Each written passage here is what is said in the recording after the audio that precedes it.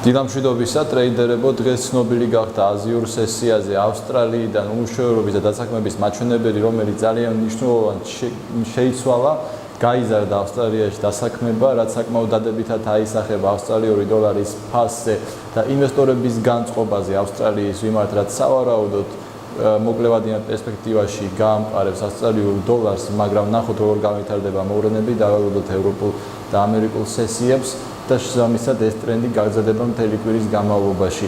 დღეს ასევე ცნობილი გახდება ამერიკის უმუშევრობის საჩივრები, რომელიც კვირის ერთ-ერთი ყველაზე მნიშვნელოვანი მოვლენაა და საკმაოდ დიდ ზეგავლენას მოახდენს დოლარის ფასზე, რაც სავარაუდოდ ეს ტენდენცია გაგრძელდება მომავალი კვირის 5 შაბათამდე, სანამ მეორე კვირის უმუშევრობის საჩივრები გახდება ცნობილი. ტექნიკური ანალიზის მიხედვით ევრო-დოლარის სავალუტო წყვილზე ფიქსირდება ორი მნიშვნელოვანი ფასი 1.1325, 1.1300.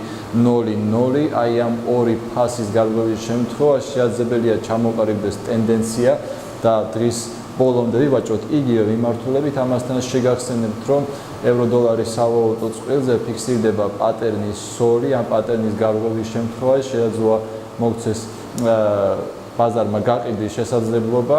მე შეგახსენებთ, გუშინდელი პატერნი თავიდან ხრები დაირღვა ევრო-დოლარის სავალუტო წყვილზე და ევრომ გააგრძელა მცირედით გამყარება, მაგრამ ეს არ არის პანიკური მოძრაობა. ევრო დიდხანს არ გააგრძელებს გამყარებას. ნახოთ როგორ განვითარდება მოვლენები. დღეისათვის სულ ეს იყო, გისურვებთ წარმატებულ ვაჭრობას. ხვალამდე.